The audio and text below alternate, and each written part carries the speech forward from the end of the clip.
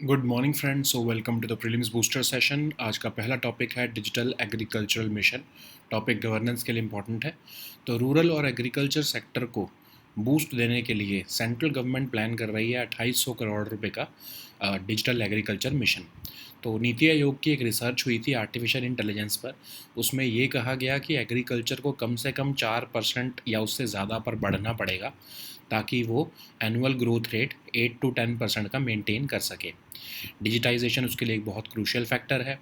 नीति आयोग ने ये भी कहा कि 2025 तक एग्रीकल्चर में एआई जो है वो 2.6 बिलियन तक का पहुंच जाएगा और उस 22.5 के जो है CAGR के साथ जो है वो ग्रो करेगा। एआई करंटली फार्मर्स को हेल्प करता है कि वो अपनी यील्ड को बढ़ा सकें, ठीक है, बेटर क्रॉप्स चूज़ कर सकें, हाइब्रिड सीड्स अडॉप्ट कर सकें और रिसोर्स एफिशिएंसी ला सकें अपनी फार्मिंग टेक्निक्स में। और एआई का यूज़ करते हुए फार्मर अपनी प्रोडक्टिविटी को और एक्यूरेसी जो है वो उसको भी बढ़ा पाता है और फोरकास्टिंग मॉडल्स भी जो है उनको फार्मर को सही से पहुंच सकते हैं, ठीक है। तो जी डिजिटल एग्रीकल्चरल मिशन होगा, ये 5 साल के लिए मिशन जो है प्लान किया गया है ताकि प्रोजेक्ट्स जो कि जैसे कटिंग एज टेक्नोलॉजीज़ जिसमें AI, blockchain, remote sensing, robotics या ड्रोन्स होते हैं, उनका इस्तेमाल करते हुए कैसे हम जो है एग्रीकल्चर सेक्टर को हेल्प दे सकते हैं। तो स्ट्रेटजी में ये कहा जा रहा है कि प्लानिंग और मॉनिटरिंग की जाएगी स्कीम्स की ताकि पॉलिसी डिसीजन जो है वो तेज़ी से लिए जा सकें। तो different sections of rural areas को एम्पावर करने के लिए जो है डिफरेंट आईसीटी स्ट्रेटजीज़ जो है वो डिवाइस की गई हैं, जैसे कि डिजिटल इंफ्रास्ट्रक्चर को एक्सेस कैसे बढ़ाया जाए, स्मार्टफोन्स जो है जिनके पास फार्मर्स के पास उनको मोबाइल ऐप्स के थ्रू कैसे इन्फॉर्मेशन पहुंचाई जाए, जिनके पास बेसिक फ़ोन्स हैं उनको एसएमएस एडवाइजरी दी जाए और पर्सनलाइज इन्फॉर्मेशन फार्मर्स को पहुंचाकर किसान कॉल सेंटर के थ्रू जो है वो हेल्प किया जा सके। तो एक पायलट प्रोजेक्ट ऑलरेडी चलाया गया 6 डिस्ट्रिक्ट्स में, तो 2021 से 2022 के बीच में, और उसमें फ़र्रुखाबाद जो एरिया है उत्तर प्रदेश का, वहाँ पर तो ऑलरेडी लगभग यूनिक आईडी 1.5 लाख फार्मर्स का बनाया ऑलरेडी जा चुका है। इसके लिए बजटरी एलोकेशन 2800 करोड़ रुपए रखी गई है और ओवर द नेक्स्ट 2 ईयर्स इसको और भी जो है बढ़ाया जा सकता है। तो national e governance plan in agriculture ये क्या है? साल 2010 और 11 में इसको लॉन्च किया गया था सिर्फ 7 स्टेट्स में, लेकिन 2014-15 के बीच में इसको सारी स्टेट्स को कवर करने के लिए एक्सपेंड कर दिया गया। इवन 2 यूनियन टेरिटरीज़ को भी इसमें कवर किया गया। इसमें आईसीटी का यूज़ करते हुए कैसे timely agricultural related information farmers तक पहुंच सके, ये इसका ऑब्जेक्टिव है। फर्स्ट फेज़ में हार्डवेयर तो सेंट्रल गवर्नमेंट ने ही प्रोक्योर करके जो है डिस्ट्रीब्यूट किया। सेकंड फेज़ में फंड्स जो हैं स्टेट्स को एलोकेट किए ताकि वो अपने आप ये काम कर सकें। फंडिंग पैटर्न जो वही है कि कई स्टेट्स में 90-10 है, कई में 60-40 है और यूटीज़ को तो 100% है। तो committee on doubling farmers income ने रिकॉग्नाइज़ किया जो ट्रांसफॉर्मिंग पोटेंशियल है डिजिटल टेक्नोलॉजी का एग्रीकल्चर में, जैसे कि रिमोट सेंसिंग हो, जीआईएस हो, डेटा एनालिटिक्स हो, एआई हो, मशीन लर्निंग हो, इंटरनेट ऑफ थिंग्स हो, ये कैसे जो है यूज़ किया जा सकता है इनको, ठीक है। तो इन्हीं गाइडलाइंस को रिवाइज़ किया गया जून 2020 में इन टेक्नोलॉजीज़ को इनकॉर्पोरेट करने के लिए।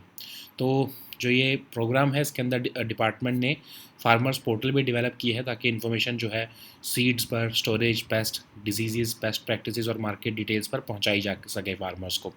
ये पोर्टल जो है क्रॉप रिलेटेड एडवाइजरीज़ भी ओवर 5 करोड़ रजिस्टर्ड फार्मर्स को एसएमएस के थ्रू भेजता है और मोबाइल एप्लीकेशंस जैसे कि किसान सुविधा जो कि 2016 में लॉन्च की गई थी, और ये इन्फॉर्मेशन प्रोवाइड करती है weather, market prices, plant protection, advisories, input dealers, इन सब के बारे में, ठीक है।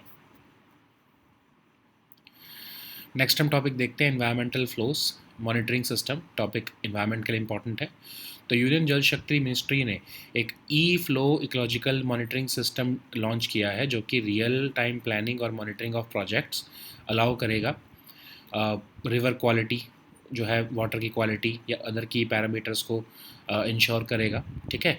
तो ये बैकग्राउंड अगर हम देखें तो गवर्नमेंट ऑफ इंडिया ने 2018 में minimum E flow various stretches of Ganga river के लिए जो है वो इंश्योर करने को कहा पूरे साल के लिए। इसी के लिए बाद जो है national mission for clean Ganga ने कुछ स्पेसिफिक गाइडलाइंस जो है वो ले डाउन की, जैसे कि प्रिजर्व किया जाए रिवर का इकोलॉजिकल बैलेंस, इंश्योर की जा सके सस्टेनेबिलिटी, ठीक है। तो अपर गंगा बेसिन से जो है उसके कॉन्फ्लुएंस तक स्ट्रिंजेंट मेजर्स जो है वो इन प्लेस रखे जा रहे हैं ताकि ई फ्लो नॉर्म्स को कंप्लाई किया जा सके। मॉनिटरिंग और रेगुलेटरी मैकेनिज़म्स के हिसाब से गंगा का इकोलॉजिकल रेजिलियंस जो है उसको सेफ गार्ड किया जाएगा आने वाली जनरेशन्स के लिए। तो ई फ्लोज मॉनिटरिंग सिस्टम है क्या? तो national mission on clean Ganga ने इसको डेवलप किया है रियल टाइम एनालिसिस करने के लिए water quality of Ganga, Yamuna और अदर ट्रिब्यूटरीज़ को। तो ये जो है monitoring of Namami Gange programme भी करेगा, ठीक है, सेंट्रल लेवल पर, ताकि सीवेज ट्रीटमेंट प्लांट्स हो या फिर जो भी गंगा पे प्रोजेक्ट्स चल रहे हैं उनकी रियल टाइम मॉनिटरिंग की जा सके, ठीक है। नेक्स्ट हम टॉपिक देखते हैं climate meeting in Bon. Topic environment के लिए इंपॉर्टेंट है। तो रिसेंट क्लाइमेट मीटिंग जो बॉन में हुई उसमें कोई सिग्निफिकेंट प्रोग्रेस नहीं हो पाया कोई भी न्यू क्लाइमेट फाइनेंस गोल जो है वो डिफाइन करने में। तो बाय 2024 एंड कंट्रीज़ को एक न्यू मॉनेटरी टारगेट जो है वो फाइनलाइज करने की ज़रूरत है, जो कि existing target $100 billion per year जो डेवलप्ड कंट्रीज़ का है, डेवलपिंग कंट्रीज़ की तरफ या लो एंड मिडिल इनकम कंट्रीज़ की तरफ, उसको बढ़ाया जा सके, उसको रिवाइज़ किया जा सके। बट याद रखो ये $100 बिलियन भी अभी तक जो है जो डेवलप्ड कंट्रीज़ जो है वो नहीं दे पाई हैं पर ईयर, ठीक है। तो ये एनीवेज देखते हैं न्यू कलेक्टिव क्वांटिफाइड गोल्स हैं क्या। तो ये fourth coming international climate finance target है जो एग्जिस्टिंग कमिटमेंट है $100 बिलियन पर ईयर देने की, जो 2020 से देनी थी डेवलप्ड कंट्रीज़ ने, उसको बढ़ाकर 2025 में जो है अमाउंट क्या होनी चाहिए वो, उसके लिए न्यू कलेक्टिव क्वांटिफाइड गोल है ये, और एक एम्बिशियस टारगेट होगा। तो इसमें फाइनेंशियल जो कमिटमेंट है उसको इंक्रीज़ करना पड़ेगा ऑफ कोर्स, और क्वांटम ऑफ फाइनेंशियल रिसोर्सेज ही नहीं बल्कि सोर्सेज ऑफ फंडिंग कहाँ से आएंगी, टाइप्स कौन से प्रोजेक्ट्स जो है वो फंड किए जाएंगे, क्या इफेक्टिव मैकेनिज्म रहेंगे, ये सब भी इसमें डिस्कस किया जाने वाला है। कैसे इक्विटेबल बनाया जाए, ये सब भी कंट्रीब्यूशंस को, ये सारा डिस्कशन भी इसमें होना था, ठीक है। और कैसे इसको फ्लो देखा जाए, क्लाइमेट फाइनेंस कहाँ कहाँ जा रहा है, उसके लिए रॉबस्ट सिस्टम्स बनाए जाने का प्लान था। बट ये इसको फाइनलाइज अभी तक नहीं किया गया है, और हो सकता है कि ये जो अब COP29 में है तब इसको अडॉप्ट किया जाए। तो मनी की क्या ज़रूरत है? तो डेवलपिंग और पुअर कंट्रीज़ उनमें सिग्निफिकेंट कैपेसिटी गैप्स हैं, तो वो स्ट्रगल करती हैं, फंडिंग नहीं मिल पाती है उन्हें क्लाइमेट फाइनेंस के लिए, तो फिर ऑफ कोर्स वो नहीं कर पाती हैं अपग्रेड अपने जो है टेक्नोलॉजीज़ को। तो रिच और डेवलप्ड कंट्रीज़ जो हैं उनको 2009 में उन्होंने कहा था कि हम $100 बिलियन एनुअली देंगे साल 2020 के बाद से, और डेवलपिंग कंट्रीज़ को हेल्प करेंगे।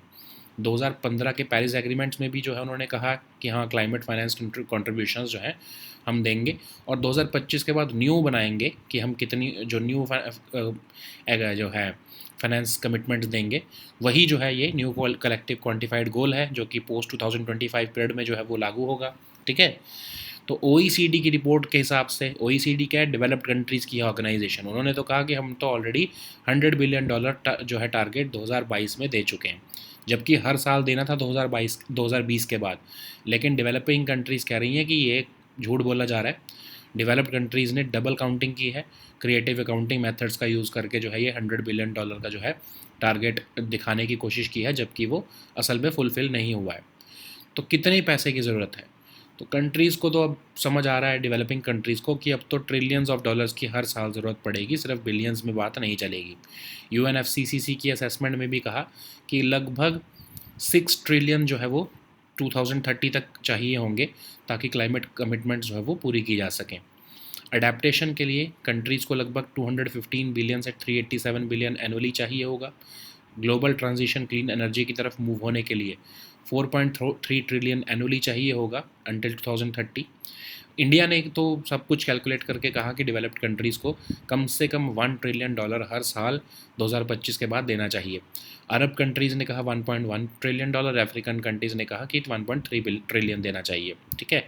डेवलप्ड कंट्रीज़ लेकिन कह रही हैं कि हम अभी कभी कोई पब्लिक ऑफ़र नहीं दे रहे हैं, हम सिर्फ ये कह रहे हैं कि जो है $100 बिलियन की जो अमाउंट है उससे ज़्यादा होना चाहिए, ठीक है। तो डिबेट चल रही है इसके ऊपर। UNFCCC पेरिस एग्रीमेंट में कहा गया कि लगभग 25 कंट्रीज़ हैं एनेक्सचर 2 में जो कि क्लाइमेट फाइनेंस जिन्हें देना चाहिए डेवलपिंग कंट्रीज़ को। तो इन एनेक्शर 2 कंट्रीज़ में कहा गया है कि जो है रिस्पॉन्सिबिलिटी दूसरी कंट्रीज़ पर भी डालो, सिर्फ डेवलप्ड कंट्रीज़ पर मत रखो, क्योंकि अब बहुत सी और भी कंट्रीज़ हैं जो इकोनॉमिकली स्ट्रॉन्गर हो चुकी हैं, जैसे कि China, oil rich Gulf states, South Korea. इन सब को जो है जो एनेक्शर 2 का पार्ट नहीं है उनको भी इसमें अंदर डालना चाहिए। ठीक है, तो आउटकम क्या रहा बॉन समिट में? तो इस क्लाइमेट फाइनेंस पर तो कोई डील नहीं हो पाई, लेकिन सिर्फ ये देखा गया है या फिर डॉक्यूमेंट रिलीज़ किया गया एक 35 पेज का इनपुट पेपर, जिसमें कहा गया कि कौन सी कंट्रीज़ कितना कंट्रीब्यूट करें, आइडेंटिफाई करो, क्या उस पैसे का कहाँ पे उसको स्पेंडिंग की जा सके उसको डिटरमिन करो, और मॉनिटरिंग कैसे की जा सके उस फ्लो ऑफ फाइनेंस की, उसके लिए मैकेनिज्म्स बनाओ। ठीक है, नेक्स्ट हम टॉपिक देखते हैं डिजिटल फायरवॉल। टॉपिक गवर्नेंस के लिए इंपॉर्टेंट है, सिक्योरिटी के लिए भी इंपॉर्टेंट है। पाकिस्तान के मीडिया आउटलेट्स कह रहे हैं कि पाकिस्तान भी जो है वो एक चाइनीज़ स्टाइल फायरवॉल जो है वो बनाने का प्लान कर रहा है, ताकि अपने कंट्री के सिटीजन्स को रोका जा सके कि वो सोशल मीडिया प्लेटफॉर्म्स यूज़ ना कर सकें। तो डिजिटल फायरवॉल एक software based network security device है जो मॉनिटर और फिल्टर करता है नेटवर्क ट्रैफिक को प्री डिफाइंड सिक्योरिटी रूल्स के हिसाब से। तो इसको जानबूझकर बनाया जाता है ताकि अनऑथराइज्ड एक्सेस ना किया जा सके नेटवर्क का इनकमिंग और आउटगोइंग ट्रैफिक पर। और डिजिटल फायरवॉल्स जो है वो इंडिविजुअल डिवाइसेस पर भी लगाई जा सकती हैं, कंप्यूटर्स या सर्वर्स पर, या फिर इसको लार्ज लेवल पर जो है पूरी कंट्री के लेवल पर भी जो है लगाया जा सकता है, जैसे कि चाइना ने लगाया है ग्रेट फायरवॉल ऑफ चाइना के थ्रू। ठीक है, जो एक highly complex cyber security tool है लोगों को रोकने के लिए, large sections of internet use करने के लिए सही। ठीक है, आजकल ये खासकर जो ऑपरेसिव गवर्नमेंट्स हैं वो सेंसरशिप के लिए इसको यूज़ करती हैं। नेक्स्ट हम टॉपिक देखते हैं digital health incentive scheme. Topic governance के लिए इंपॉर्टेंट है। सेंट्रल गवर्नमेंट ने एक ईयर लॉन्ग एक्सटेंशन दे दी है डिजिटल हेल्थ इंसेंटिव स्कीम को, जाकि जो पेशेंट्स के हेल्थ रिकॉर्ड्स हैं उनकी डिजिटाइजेशन हो सके और उसको Ayushman Bharat digital health account के साथ लिंक किया जा सके। तो डिजिटल हेल्थ इंसेंटिव स्कीम एक नेशनल इनिशिएटिव है नेशनल हेल्थ अथॉरिटी का, जो कि प्रमोट करना चाहता है adoption of digital health practices in India. 2023 में इसको लॉन्च किया गया था आयुष्मान भारत डिजिटल मिशन के अंदर, और इसको अब 1 साल की एक्सटेंशन दिया, तो मतलब ये 30 जून तक अब चलेगा 2025 तक। इसमें फीचर्स और ऑब्जेक्टिव्स देखें तो एलिजिबिलिटी, मतलब कि कौन सी हेल्थ फैसिलिटीज़ या डिजिटल सोल्यूशन कंपनीज़ या बाकी हेल्थ केयर प्रोवाइडर्स एलिजिबल हैं इसमें पार्टिसिपेट करने के लिए। इंसेंटिव्स दिए जाते हैं कि कितने वो डिजिटल हेल्थ रिकॉर्ड्स क्रिएट करते हैं और उसको लिंक करते हैं आभा के साथ। हेल्थ फैसिलिटी रजिस्ट्री के लिए रजिस्टर करने पर जो है हेल्थ केयर इंस्टीट्यूशंस और डिजिटल सोल्यूशन एंटिटीज़ को जो है वो इंसेंटिवाइज़ किया जाता है। ठीक है, तो ऑब्जेक्टिव और इम्पैक्ट क्या है इसका? डिजिटल हेल्थ को प्रमोट करना, ताकि health care providers digital health practices जो है वो अडॉप्ट करें, ताकि पेशेंट केयर जो है वो एनहेंस हो सके और एडमिनिस्ट्रेटिव बर्डन्स रिड्यूस हो सके।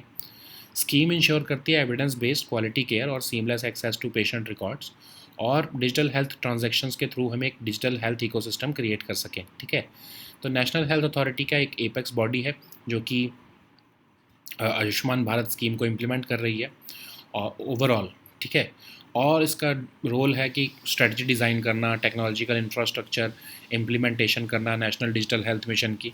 ओके, नेक्स्ट हम टॉपिक देखते हैं दिव्य दृष्टि एआई टूल। टॉपिक सिक्योरिटी के लिए इंपॉर्टेंट है।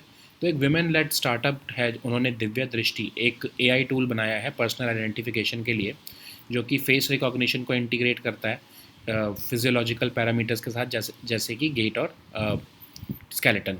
तो ये एक इनोवेटिव सोल्यूशन है, सिग्निफिकेंट एडवांसमेंट है ये, बल्कि बायोमेट्रिक ऑथेंटिकेशन टेक्नोलॉजी में, और ये एनहेंस्ड एक्यूरेसी रिलायबिलिटी दे रहा है आइडेंटिफाई करने के लिए इंडिविजुअल्स को। ये एक डुअल अप्रोच एनहांस करेगी, आइडेंटिफिकेशन एक्यूरेसी मिनिमाइज़ करेगी रिस्क ऑफ फॉल्स पॉजिटिव्स या आइडेंटिटी फ्रॉड। ठीक है, इस एआई टूल को डेवलप किया गया है टेक्निकल गाइडेंस से लेकर CAIR से, और जो फंडिंग है उसमें टेक्नोलॉजी डेवलपमेंट फंड से मिली है। तो टेक्नोलॉजी डेवलपमेंट फंड क्या एक स्कीम है, फ्लैगशिप प्रोग्राम है मिनिस्ट्री ऑफ डिफेंस का, जो कि DRDO एग्जीक्यूट कर रहा है, और इसमें ग्रांट्स इन एड दी जाती हैं डिफेंस और ड्यूअल यूज़ टेक्नोलॉजी डेवलपमेंट के लिए। तो इंडियन इंडस्ट्रीज़ की कैपेसिटी और कैपेबिलिटी को बढ़ाने के लिए ये डिफेंस टेक्नोलॉजी डेवलपमेंट करने के लिए जो है ये पैसा दिया जाता है। नेक्स्ट हम टॉपिक देखते हैं Ajanta paintings. Topic art and culture के लिए इंपॉर्टेंट है। तो कुछ ऐसी अजंता पेंटिंग्स हैं अजंता गैलरी ऑफ तेलंगाना में जिनको रीस्टोर किया जा रहा है नूर इंटरनेशनल माइक्रो फिल्म सेंटर और डिपार्टमेंट ऑफ हेरिटेज तेलंगाना के साथ मिलकर। तो अजंता पेंटिंग्स के आर्कियोलॉजिकल साइट हैं जिसमें कि 30 रॉक कट केव्स हैं औरंगाबाद महाराष्ट्र में लोकेटेड, जिसमें कि चैत्यगृह हैं मतलब जिनको हम सेंचुरी कहते हैं। बाकी जो है वो संग्रमा और विहार मतलब मोनेस्ट्रीज़ हैं। ये मास्टर पीसीज हैं बुद्धिस्ट रिलीजियस आर्ट की। दो फेजेज़ में इनको बनाया गया है। फर्स्ट फेज़ में जो कि सेकंड और फर्स्ट सेंचुरी के बीच में आया, सतवाहना डायनेस्टी के टाइम पर इसको हिनयान या थेरावादिन फॉलोअर्स ऑफ बुद्धिज़्म ने बनाया। जो सेकंड फेज़ था वो लेट 5th सेंचुरी में आया, वाकटका किंग हरिसेना के टाइम पर बनाई गई और महायाना फॉलोअर्स ऑफ बुद्धिज़्म ने की जो है पेंटिंग्स यहाँ पर सबसे ज़्यादा उस टाइम पर डोमिनेट की। इसकी फ़ीचर्स देखें अगर हम तो टेम्परा स्टाइल जो है जिसमें स्टोरीज़ और इलस्ट्रेशंस हैं ह्यूमन फिगर्स की अलाइव विद ड्रामा, वो सब पेंटिंग्स हैं ये। फ्लोरल पैटर्न ज्योमेट्रिकल शेप्स का यूज़ किया गया है, एनिमल्स बर्ड्स का यूज़ किया गया है, लेकिन याद रखो रिलीजियस मोटिव्स इसमें एब्सेंट हैं। ठीक है, नेक्स्ट हम टॉपिक देखते हैं mitigation work programme. Topic environment के लिए इंपॉर्टेंट है। तो जो COP29 की रोड है United Nations framework convention on climate change Baku, वो अब थोड़ी बम्पी लग रही है after mid year climate talks जो बॉन जर्मनी में हुए, उसमें कोई प्रोग्रेस तो नहीं हो पाई। तो मिटिगेशन वर्क प्रोग्राम क्या है? एक ऐसा प्रोसेस जो UNFCCC ने बनाया है कंट्रीज़ को हेल्प करने के लिए कि वो अपनी मिटिगेशन एम्बिशन और इम्प्लीमेंटेशन को स्केल अप कर सके ताकि 1.5 डिग्री सेल्सियस गोल जो है पेरिस एग्रीमेंट का उसको अचीव किया जा सके। तो ऑब्जेक्टिव्स इसके क्या हैं? ताकि कि इनोवेटिव डिस्कशंस जो हैं वो फॉस्टर की जा सकें, फिर पार्टिसिपेशन इंक्लूसिव बनाने के लिए नेशनल प्रोसेसेस को सपोर्ट कैसे किया जा सके, फिर कॉस्ट इफ़ेक्टिव और स्केलेबल मिटिगेशन अपॉर्चुनिटीज़ जो हैं ताकि कंट्रीज़ इम्प्लीमेंट कर सकें अपनी नेशनली डिटर्मिन्ड कॉन्ट्रीब्यूशंस को एनहेंस करने के लिए, फिर एनुअल ग्लोबल डायलॉग्स कंडक्ट करना या फिर इक्विटी के ऊपर सस्टेनेबल डेवलपमेंट पर फोकस रखना, ये सब इसके ऑब्जेक्टिव्स हैं। तो UNFCCC क्या है? 1992 में इसको बनाया गया अर्थ समिट के टाइम पर रियो डी जेनेरो में, ताकि ग्रीन हाउस गैस कंसनट्रेशंस को रोका जा सके कि वो क्लाइमेट चेंज को जो है वो ना होने दें। ठीक है, so now let us see all these topics in English.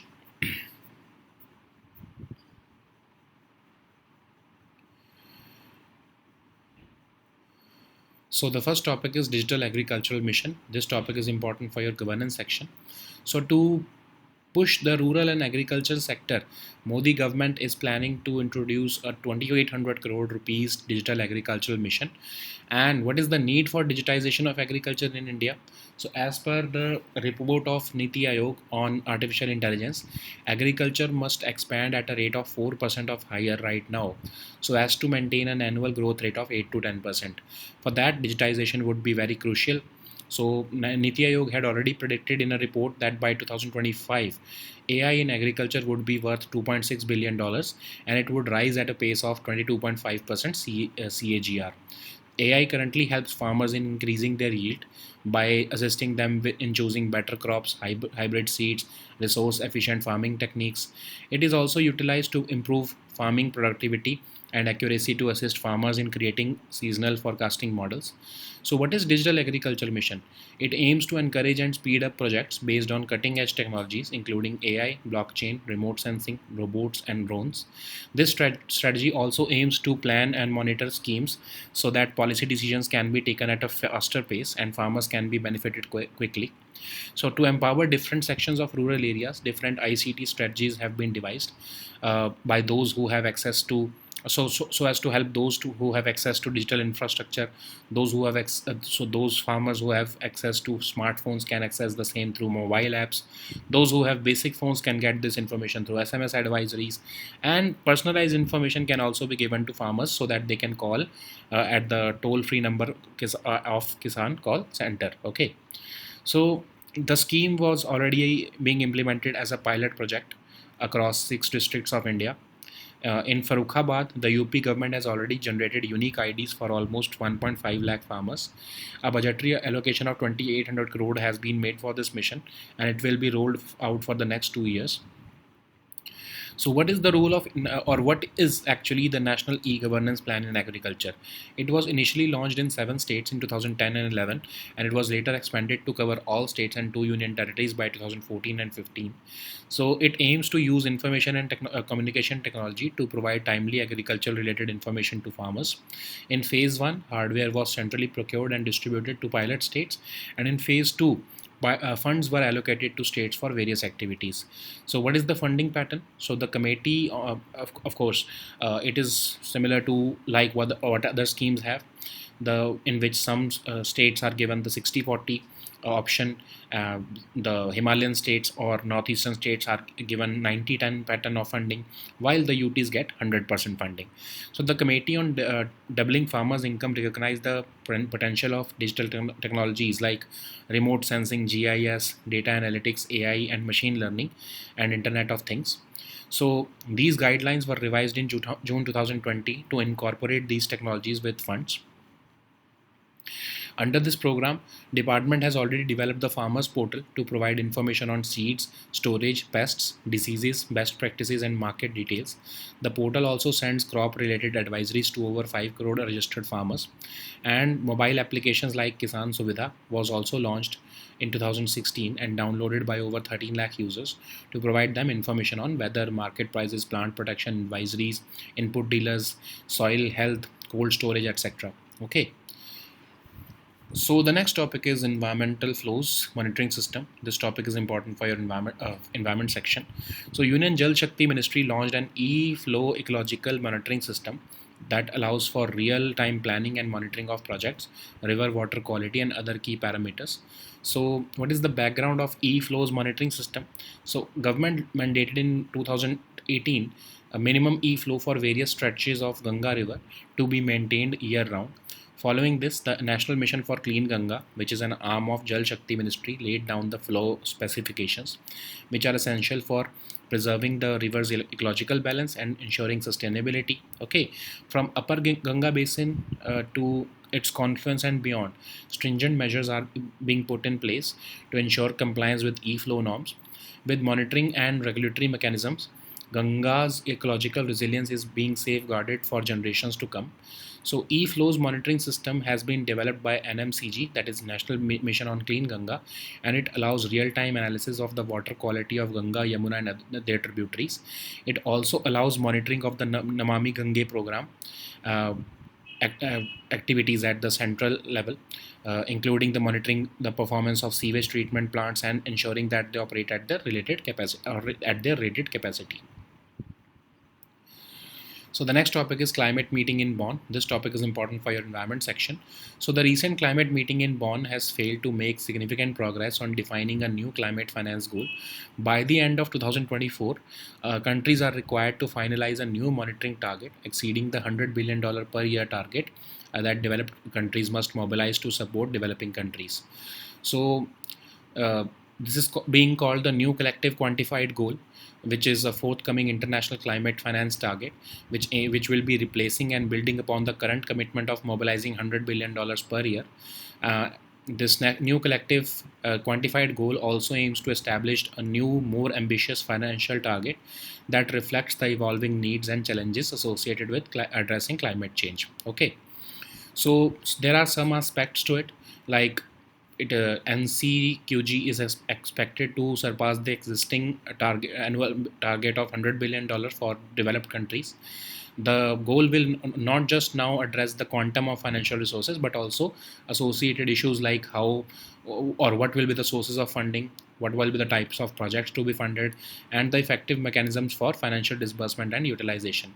These discussions would also ensure that contributions are equitable with clear criteria, and robust systems for tracking the flow and impact of climate finance will be established. Okay, so this goal is expected to be finalized and adopted at the upcoming climate conferences, perhaps even in the COP29.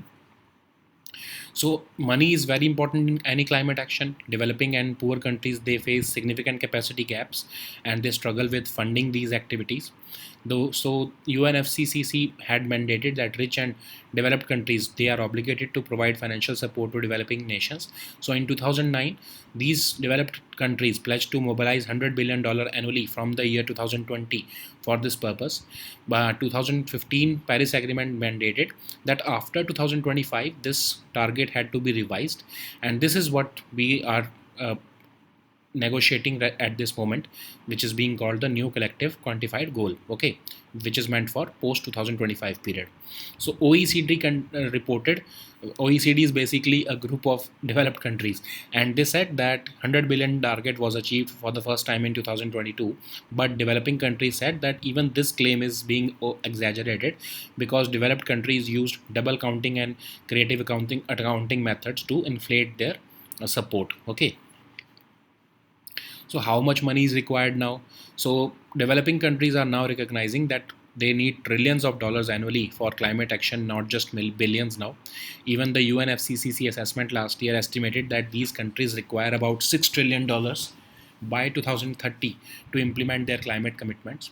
So for adaptation needs, these countries need about 215 billion to 387 billion dollars annually.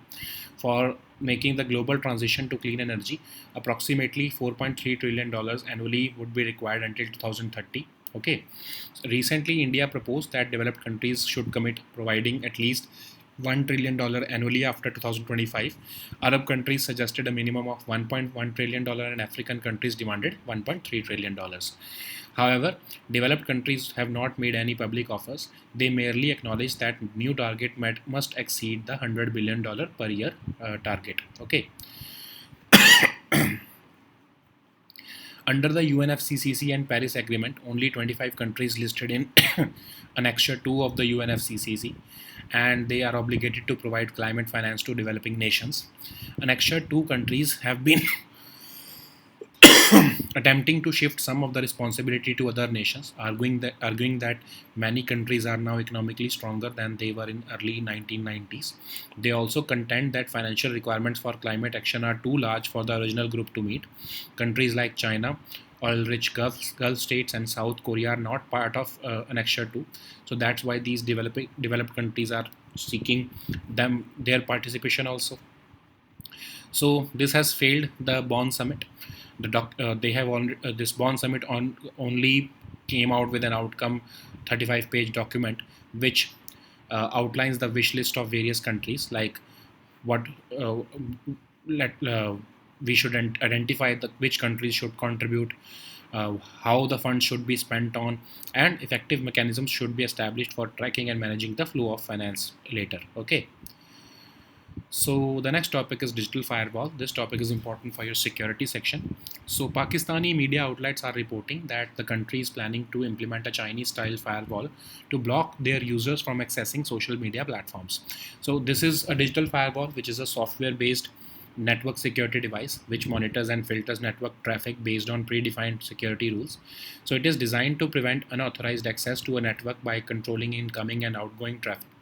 Digital firewalls can be installed on individual devices like computers or servers, and they are associated with censorships recently by oppressive governments. Large firewall tools like the Great Firewall of China are highly complex cybersecurity tools which are maintained to prevent people from accessing large sections of the internet. Okay. So the next topic is digital health incentive scheme. This topic is important for your governance section. So central government has given a year-long extension to digital health incentive scheme, which is meant for digitizing patients' health records and linking them with the Ayushman Bharat digital health account. So digital health incentive scheme is a national initiative by National Health Authority aimed to promote and adopt the digital health practices in India. It was launched in January 2023 under the Ayushman Bharat Digital Mission. With this extension, the scheme will now remain in effect till end of June 2025. So what are the key features and objectives of the scheme? Of course, health facilities, digital solution companies, and other healthcare providers will be eligible to participate in this scheme, and incentives will be provided to them to create number of digital health records linked to Ayushman Bharat health account. Health institutions and digital solutions can also register for the scheme through the health facility registry. Okay, the objectives and impacts of the scheme include encouraging healthcare providers to adopt digital health practices. By digitizing health records, the scheme ensures evidence-based quality care and seamless access to patient records. And the scheme also aims to increase digital health transactions so as to help them in creating a digital health ecosystem. It is being implemented by National Health Authority, which is the apex body, which is having the role of designing strategy, building technological infrastructure, and implementation of National Digital Health Mission, and it is implementing the Ayushman Bharat umbrella scheme also. Okay. So the next topic is Divya Drishti AI tool. This topic is important for your security section. So a woman-led startup has developed Divya Drishti, which is a cutting-edge AI tool for personal identification under Technology Development Fund scheme. So this tool integrates face recognition with immutable physiological parameters like gait and skeleton. This innovative solution marks a significant advancement in biometric authentication technology, offering enhanced accuracy and reliability in identifying individuals. This dual approach also enhances identification accuracy, minimizing the risk of false positives or identity fraud. This tool has been developed under the technical guidance and mentoring of the CAIR, and it is being given the funding under the Technology Development Fund, which is the flagship program of Ministry of Defense executed by DRDO under Make in India. So it also grants aid for defense and dual use technology development, and the objective is to build Indian industries capacity and capability for defense technology development. Okay.